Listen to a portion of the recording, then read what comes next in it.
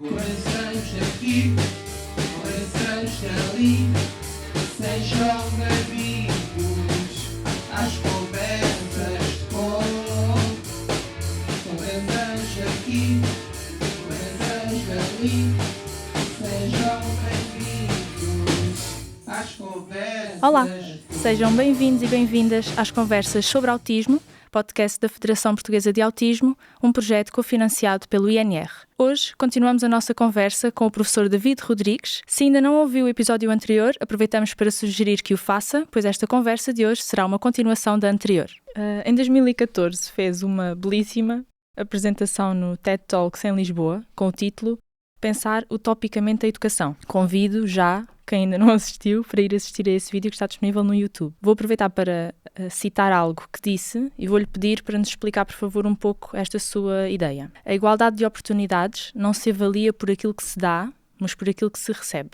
Eu continuo a pensar isso, eu continuo a pensar que realmente o mais importante para nós não é tanto estarmos preocupados com aquilo que nós damos, mas estarmos preocupados com o que é que as pessoas recebem do que nós damos.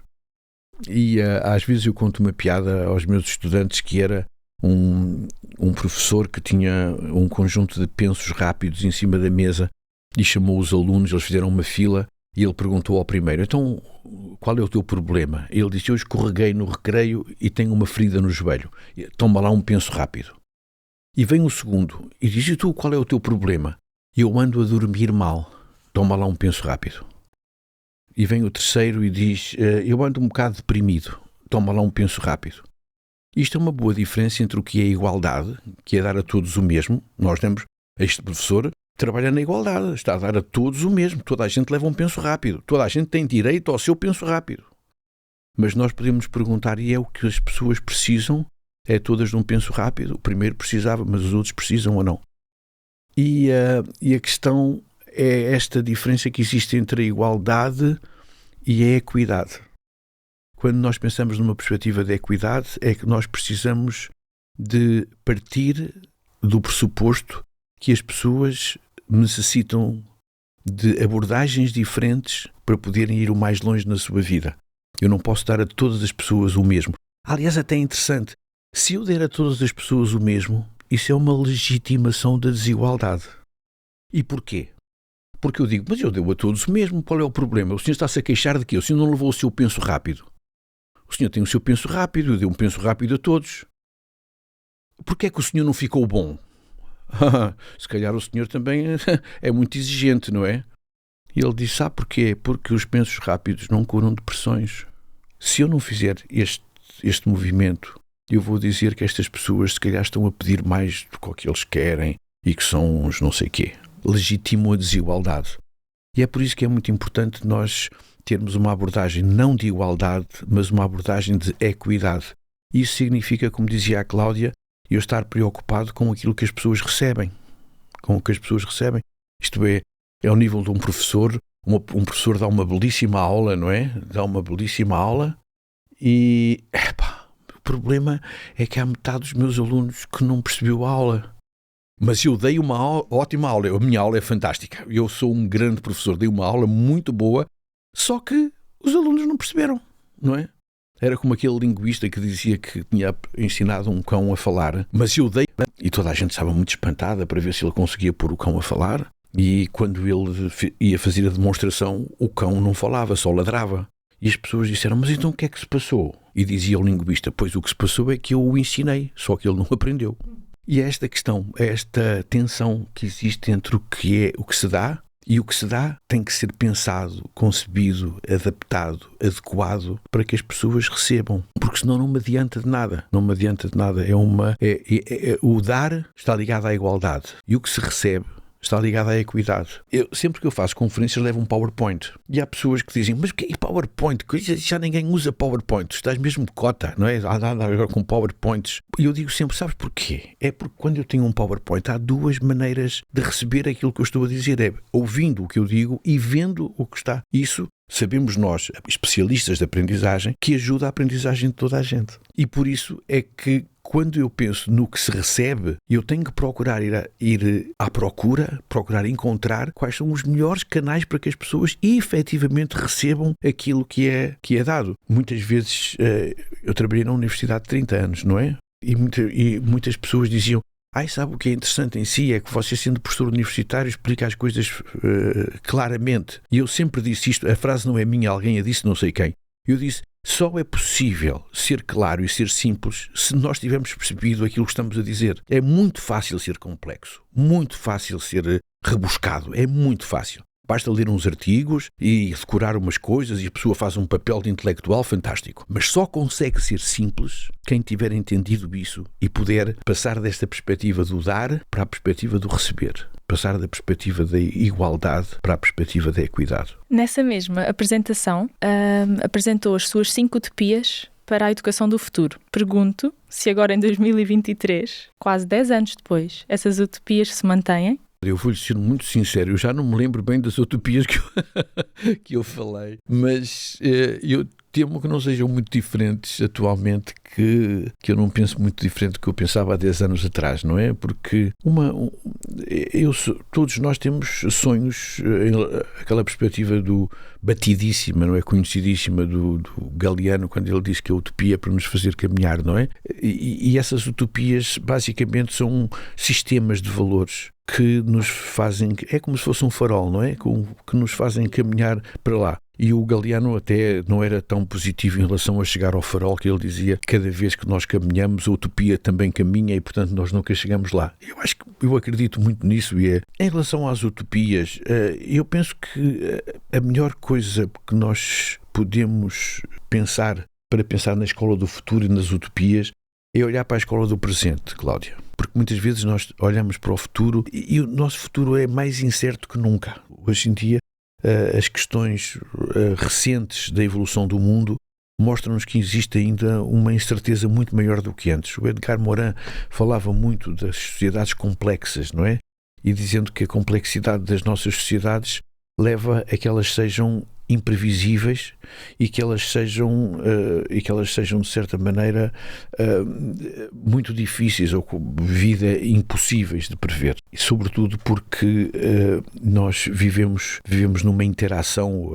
Complexo vem do latim, que quer dizer tecer em conjunto. São coisas que se vão tecendo em conjunto. E nós temos tantas coisas hoje que se estão a tecer ao mesmo tempo, da política, da saúde, da habitação, da educação, tanta coisa que se está a tecer ao mesmo tempo que nós temos muita dificuldade em prever. Mas quando nós pensamos na educação do futuro e quais são as utopias da educação para o futuro, eu penso que não são muito diferentes, as minhas utopias não são muito diferentes. E falava-lhe talvez 2 ou 3, porque não me lembro das 5, mas 2 ou 3 que certamente são determinantes. Eu penso que um dos grandes desafios da escola do futuro é nós encontrarmos, é como se nós fôssemos viajar com 2 malas. Nós viajamos com 2 malas, uma mala em cada mão. Uma mala é aquilo que é o nosso comum, aquilo que nos junta a todos, que são os grandes objetivos da nossa sociedade, sobre os direitos humanos, sobre a solidariedade, sobre os ingleses têm um termo que é o togetherness, o estar juntos, o viver juntos.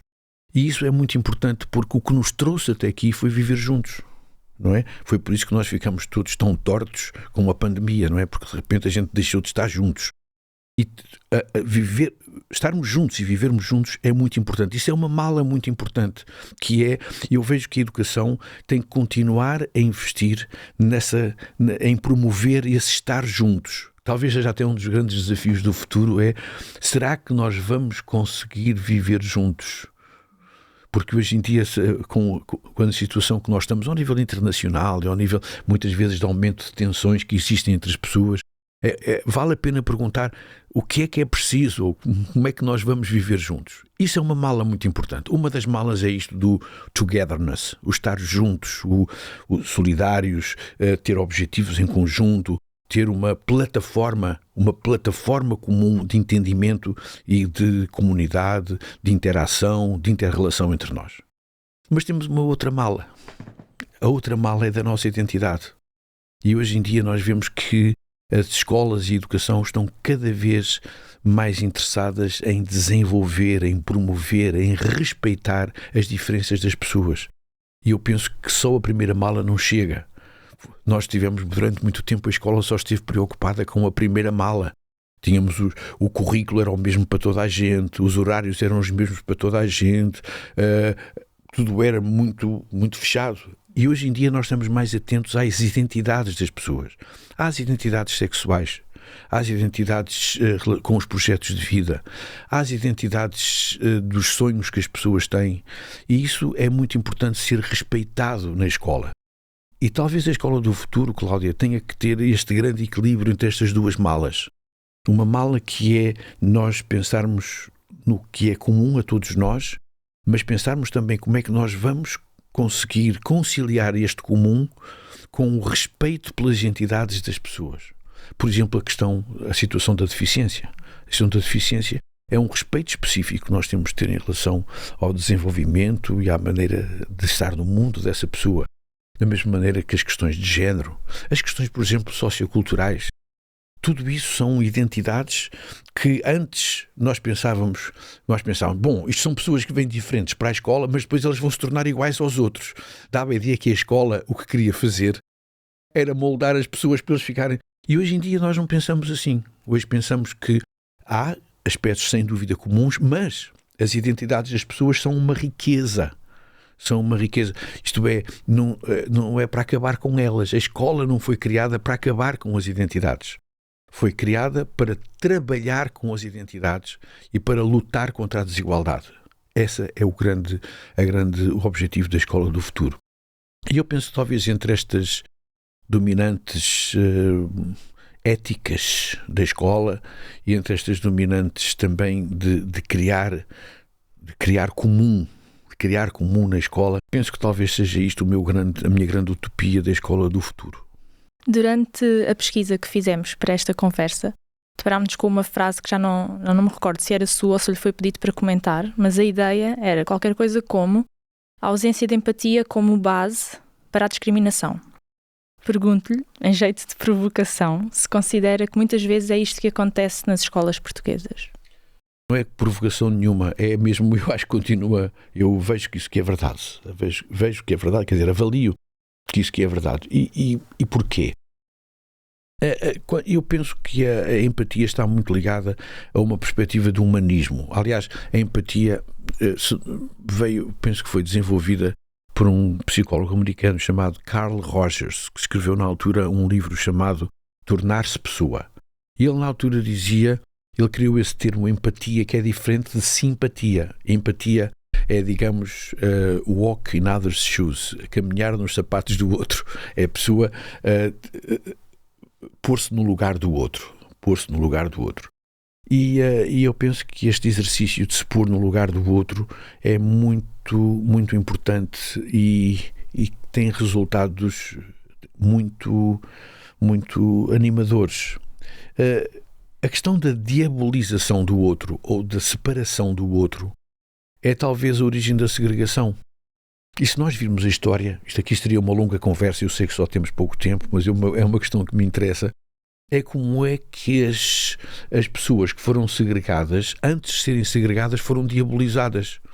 O caso das bruxas na Idade Média, as mulheres bruxas, não é? Portanto, para quebrar as mulheres, para quebrar o poder das mulheres, era preciso diabolizá-las, elas eram do demónio, não é? As pessoas com deficiência, durante muito tempo, eram consideradas como pessoas de má sorte, pessoas que davam azar na vida. E quando nós pensávamos, por exemplo, para desenvolver a escravatura, era preciso desenvolver a ideia que os negros não tinham alma e que não eram inteligentes e que eram etc.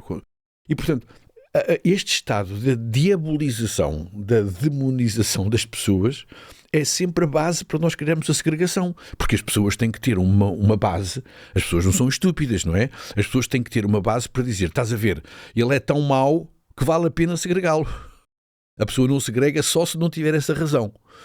E é por isso que é muito importante nós pensarmos hoje em dia que eliminar esses fatores, de certa maneira ter essa empatia em relação ao que se passa com todos os seres humanos, é o primeiro e decisivo degrau para acabar com a discriminação.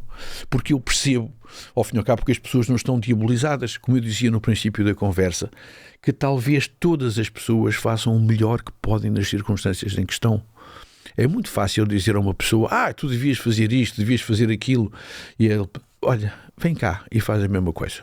Vem cá, não é? Quando nós dizemos, aquelas pessoas que estão ali não fazem o suficiente pela sua vida e tal, vem para cá, vem viver aqui para onde eu vivo, vem ganhar o que eu ganho, vem ter os vizinhos que eu tenho, vem ter o dinheiro que eu tenho e vem fazer melhor, já agora.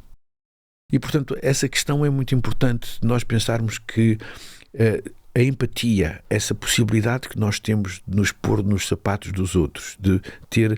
Há um termo que foi muito desvirtuado, que é o termo compaixão. Compaixão ficou assim muito com uma ideia que é uma compaixão de boazinha, de caridade e tal. Mas o termo latino é diferente, é compaixão. É ter um amor partilhado com paixão.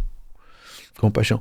E o facto de nós termos esse movimento de amor partilhado no sentido de perceber as circunstâncias em que as pessoas estão, é, sem dúvida, a primeira alavanca que nos pode levar a lutar contra a segregação. Isto é, se eu não tiver qualquer argumento para dizer que um negro é menos inteligente do que eu, ou que é menos trabalhador do que eu, ou que é menos determinado do que eu, ou até, como dizia a Igreja, que tem alma. Os negros tiveram alma só a partir do século XVI. Até o século XVI não tinham alma, não é? E, portanto, se eu olhar para um negro desta maneira, aí vai ser muito mais difícil eu escravizá-lo. Se eu olhar para uma mulher como não sendo tendo mais predisposição para ser bruxa, eu posso... é mais difícil. Se eu olhar para uma pessoa com deficiência como sendo uma condição do seu desenvolvimento, eu não vou dizer que é... Aliás, durante muito tempo nós pensávamos que as pessoas com deficiência... Pensava-se que as pessoas com deficiência eram uma mensagem. E normalmente era uma mensagem a dizer, olha, é um castigo, estás a ver? Deus castigou-te, não é? Aliás, há trabalhos académicos feitos sobre o que a representação das mães, sobre porque é que elas tiveram um filho com uma condição de deficiência, que apontam muitas vezes para essa culpabilização das mães. É como se foi qualquer coisa que eu não fiz bem, foi qualquer coisa e eu não amei suficiente. Há relatos terríveis. No autismo, durante muito tempo, havia precisamente essas ideias de que foi algo que a mãe fez, foi culpa da mãe, foi a vacina, foi a alimentação, ou a falta de amor ou de empatia para com o filho. Já viu o peso que isso dá à pessoa, não é? O peso que isso dá à pessoa, o horrível que isso é, o peso que dá à pessoa. E esta mensagem era normalmente uma mensagem de punição, não é? De punição, de dizer, olha, é para castigar, etc. E, portanto, regressando à frase, não é? É certamente a empatia é o primeiro passo para evitar a discriminação, sem dúvida.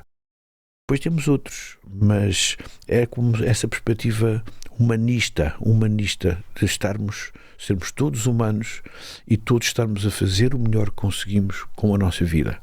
E se nós não conseguirmos fazer tudo, que haja alguém que nos ajude a fazer o que nós podemos fazer, mas sempre nesta perspectiva de respeito. Hoje em dia fala-se muito de respeito, não é? Fala-se muito de respeito. E eu acho que há dois tipos de respeito, sabem? Acho que há um respeito que se tem e que é inerente à pessoa humana. E esse respeito é um respeito que tem a ver com todas as pessoas. Tem a ver com prisioneiros, pessoas que estão presas, com pessoas que fizeram grandes asneiras na vida. E essas pessoas continuam a ser seres humanos. É muito interessante como é que há alguns políticos que dizem eu venho governar para as pessoas de bem. É muito engraçado isso, não é? E as pessoas de mal são governadas por quem? Pelo diabo? Quem é que as governa? Mas é um respeito suplementar que nós temos por pessoas que fizeram coisas, que lutaram pela sua vida. Quando eu não conheço a sua vida, Cláudia, mas certamente a Cláudia fez coisas na sua vida em que eu digo, uau, a Cláudia conseguiu. A Patrícia, estava há pouco a contar o seu percurso, estava a dizer, uau, a Patrícia fez isto, não é? E isto é um respeito suplementar que eu tenho pelas pessoas. Mas a minha base de respeito é um respeito por toda a gente. Que toda a gente, todo o ser humano merece respeito. Isto tem a ver com os direitos humanos. Tem a ver com os direitos humanos e com esta consideração desta não discriminação. Uma empatia que nos leva à não discriminação. Referiu mensagem para todos aqueles que pretendem seguir um percurso profissional na área da educação. Que competências considera fundamentais para que sejam bons profissionais nesta área? Andei toda a minha vida profissional à procura disso. Patrícia, acho que é muito importante que... eu acho que é muito importante que a pessoa, antes de mais, para ser professor, ou para ser um terapeuta, ou para ser um auxiliar, eu acho que é muito importante ter esta capacidade que nós acabamos de falar, esta capacidade de empatia. Acho que é muito importante. Há pessoas que conseguem aproximar-se das pessoas mais facilmente que outras. Há pessoas que têm dificuldade em se aproximar das pessoas e gostam de ser mais indiferentes, às vezes gostam de ser mais punitivas, gostam de mostrar coração duro, etc. E eu acho que essas pessoas talvez tenham menos possibilidade de ter sucesso em tarefas de educação. Talvez pessoas que mais facilmente se comovam. Comover é mover em conjunto. As pessoas que se movam em conjunto com as outras e consigam ajudar as outras pessoas a ir mais longe, acho que isso que é uma grande competência. Uma outra questão que eu penso que é muito importante também, Patrícia, é o conhecimento que as pessoas têm. Não é negligenciável que as pessoas saibam o que é a aprendizagem, saibam como é que se aprende melhor, saibam quais são as barreiras que nós temos à aprendizagem, saibam como é que nós podemos ultrapassar dificuldades que nós temos na aprendizagem. E isso tem muito a ver também, Patrícia, com o facto da pessoa ter acesso não só a um conhecimento mais teórico, mas também a um conhecimento prático. E eu penso que a formação de professores, hoje em dia, precisa mais e mais de uma formação prática. Prática no sentido de eu perceber o que é que se passa dentro de um contexto prático e depois, de certa maneira, teorizar a partir daí. Deixa-me contar-lhe uma história muito rápida. Uma vez uma professora disse-me assim: o senhor está a falar de coisas muito teóricas, mas eu sou uma pessoa muito prática. Eu achei muito engraçado o que ela me disse e eu disse-lhe: olha, sabe, eu não tenho tempo, mas eu gostava de ir assistir a uma aula sua para lhe dizer quanta teoria há na sua prática. Porque as pessoas acham que aquilo que elas fazem, aquilo é tudo prática. Não é prática. O que a pessoa faz, está lá metido o Piaget, está metido o Vygotsky, está metido o Bruna, está metido o Freinet, toda a gente está metido lá nas boas práticas que a pessoa faz. O que é que a pessoa acha que aquilo que é um talento dela? Não é só talento, é também fruto de todo um conhecimento que a pessoa tem. Portanto, eu dizia até agora duas coisas. É importante, sem dúvida, esse movimento empático. Segundo, é preciso um bom conhecimento sobre o processo de aprendizagem. E outra questão também que eu penso que é muito importante, Patrícia, é entender a educação como um projeto comum. Um projeto comum. Que não sou eu que sou o super professor, sou eu que vou resolver as questões, mas eu perceber o que é que eu preciso de trabalhar em conjunto para que aquilo que eu faça não só seja melhor, mas seja mais sustentável. Às vezes nós fazemos coisas espantosas, somos bestiais, fantásticos, e depois só fizemos aquilo naquele ano. No ano seguinte nós já estamos noutra. E se eu trabalhar em conjunto, isso é uma prática que vai ficar na escola. Que a escola vai aprender a dizer: olha, nós fazemos isso dessa maneira. O costume que nós temos aqui é este. E aí, nesse aspecto, as pessoas com deficiência são fantásticas. Sobre a resposta, tinha logo para outra pergunta relacionada com os alunos. Que conselhos lhes daria se fossem seus alunos e quisessem trabalhar na área da educação especial especificamente? Por exemplo, com alunos com autismo. Se fossem para trabalhar com alunos com autismo, os conselhos que eu daria, Patrícia, não eram muito diferentes dos que eu estava a dar antes. Acho que é importante a pessoa ter uma grande ligação ao processo de aprendizagem, ter uma grande empatia. É muito importante. Muito importante. Agora, quando nós pensamos no autismo, isso, se me permite, eu falaria um pouco mais especificamente do autismo agora, se fizesse sentido. Vamos lá ver. O autismo tem aquela grande variabilidade interna dentro do autismo. É por isso que nós falamos de um espectro e não de uma coisa, de um único sintoma. E quando nós pensamos na inclusão de pessoas com autismo, Isso às vezes não é muito bem visto. Eu vou-lhe dar uma ideia. Muitas vezes no Brasil, eu viajo muito para o Brasil, no Brasil existe uma ideia que as pessoas com autismo são pessoas tão especiais, que o melhor é que eles tenham um cuidador. Começa a haver um termo chamado cuidador, que está 24 horas, não é 24, o tempo da escola, está sempre com ele na escola, porque essas pessoas têm que ter condições especiais, como é que eles vão à casa de banho, como é que eles comem, como é que eles estão na sala de aula, como é que eles vão ao recreio. E cria-se como se fosse uma bola à volta dessas pessoas. E eu penso que isso que é profundamente errado. Porque se eu tivesse que dar conselhos a estudantes meus para trabalhar com pessoas com autismo, eu certamente uma das coisas que eu lhe dizia é: começa por aprender com as pessoas com autismo. Começa por aprender com eles. Porque dá a ideia que quem vai trabalhar com autismo já sabe tudo e depois aparece o caso. E não é isso. Nós, se queremos trabalhar com pessoas com autismo, temos que aprender sobre o aluno com o aluno. Temos que ver como é que a pessoa funciona.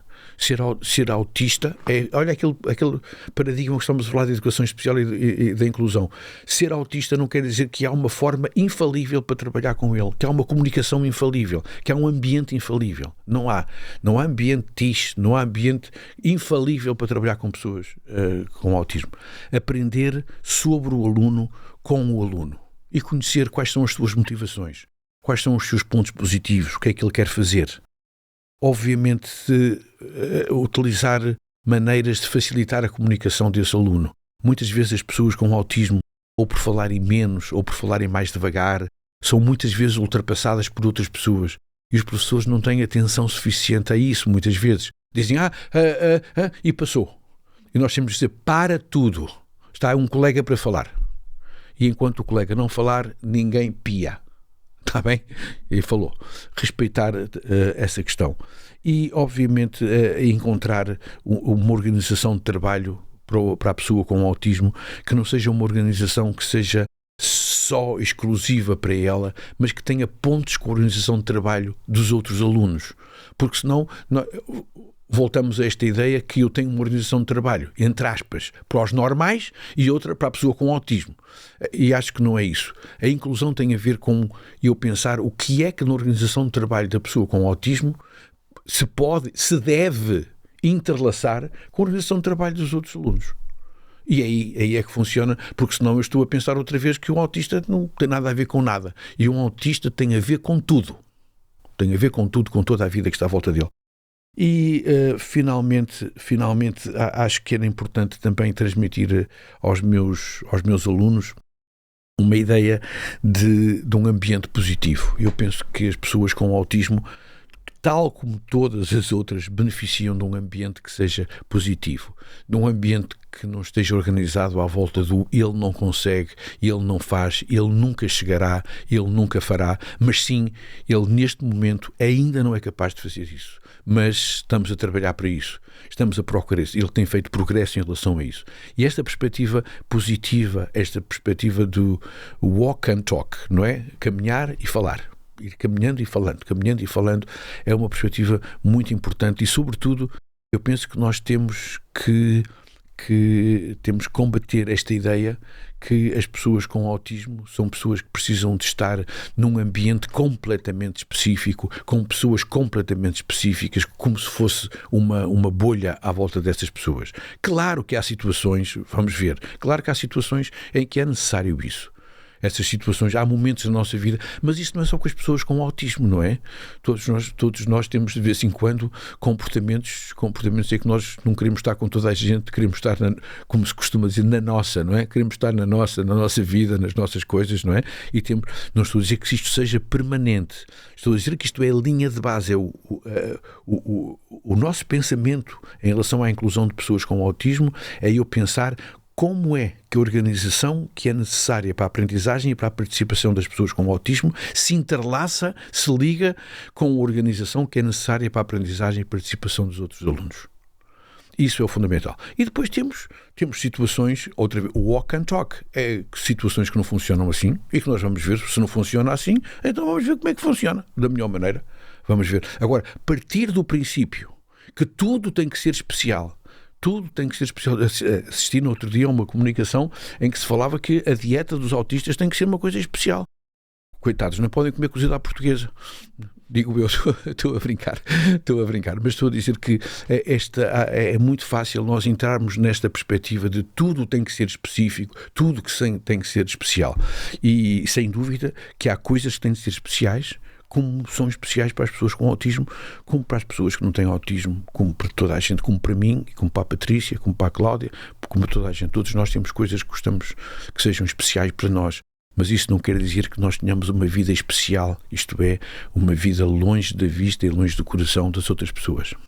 Antes de terminar este episódio, tenho 2 perguntas. Li que em 2008 foi embaixador paralímpico. Qual era a sua missão? Foi muito interessante. Estive em Pequim em 2008. E fui convidado como embaixador paralímpico, estava lá com uma delegação portuguesa. Foi muito interessante porque, como sabem, os Paralímpicos são jogos que se organizam a seguir aos Jogos Olímpicos. Houve os Jogos Olímpicos e depois os Jogos Paralímpicos.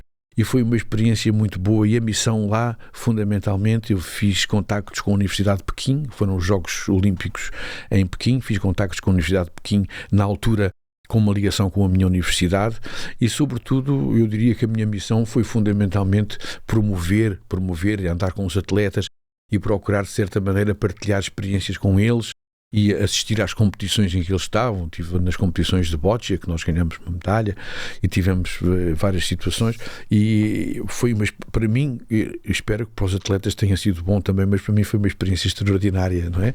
Porque é uma experiência de superação, uma experiência humana fantástica, não é? Ver pessoas de todo o mundo, não são aquelas pessoas que nós conhecemos, são pessoas que vêm do Sri Lanka e que vêm do fim do mundo, não é? E que se juntam ali, às vezes com grandes dificuldades, e que vêm ali para se superar.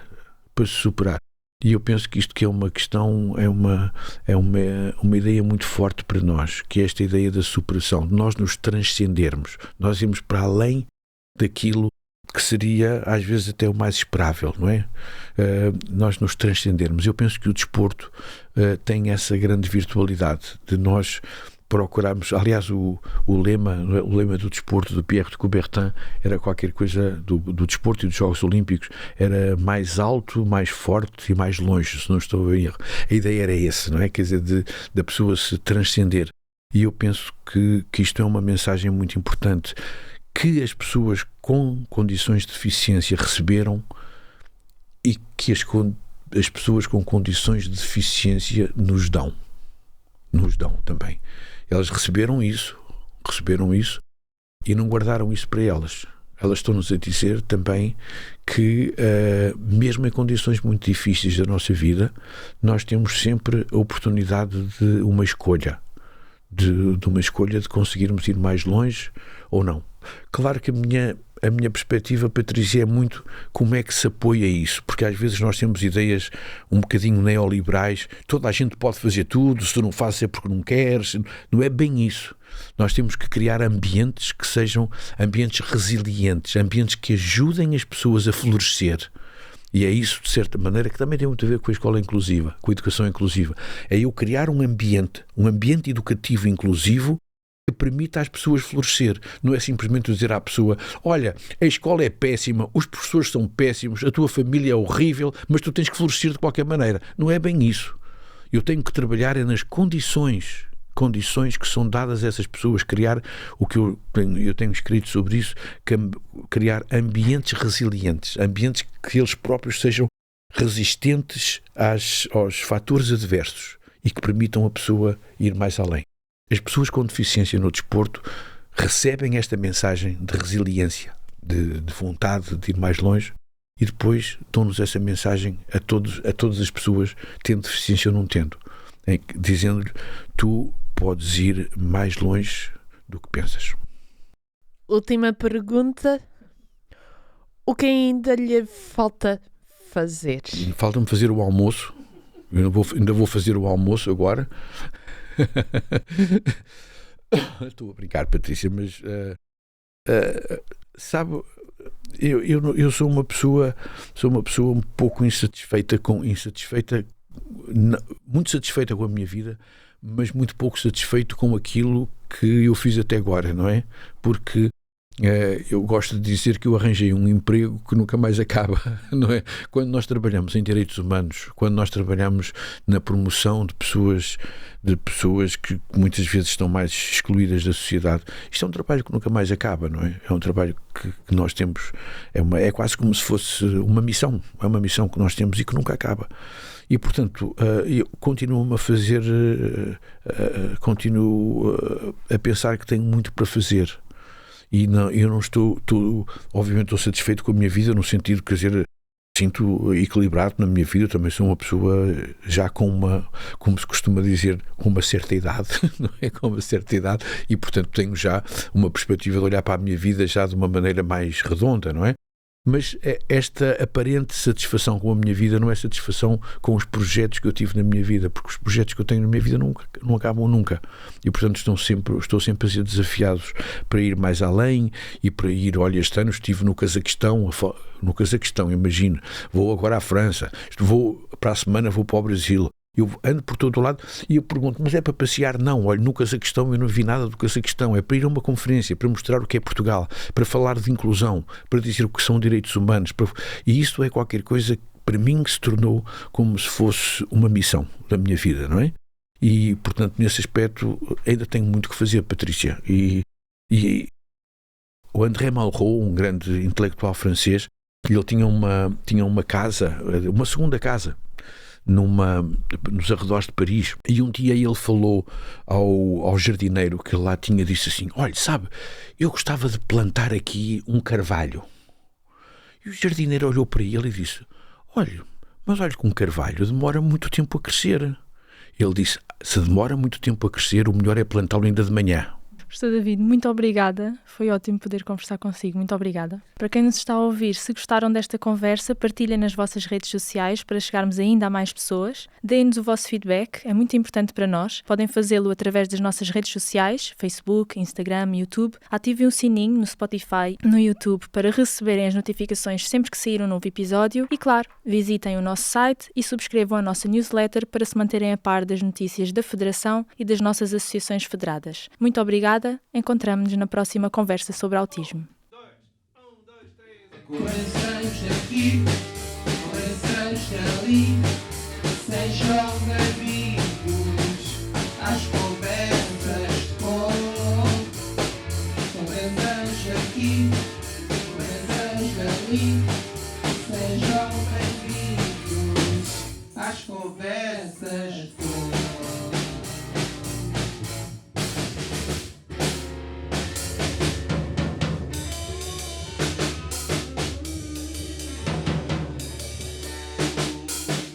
Obrigado, pessoal. Obrigado, pessoal. Obrigado, pessoal.